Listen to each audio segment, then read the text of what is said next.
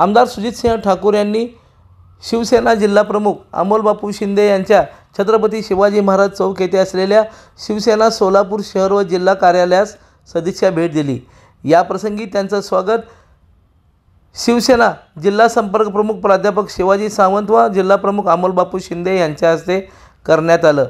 यावेळी आनंद जाधव, दशरथ कसबे, अण्णप्पा सतुबूर, राजकुमार शिंदे, अक्षय बिदरी, साहेबांना तेगेळी, शरद काटे, राज शिंदे यांच्यासह शिवसेनेचे असंख्य पदाधिकारी उपस्थित होते। सुजितसिंह ठाकूर हे राजपूत समाजाच्या वधूवर मेळाव्यासाठी सोलापुरात आले असता त्यांनी अमोलबापू शिंदे यांच्या कार्यालयात सदिच्छा भेट दिली।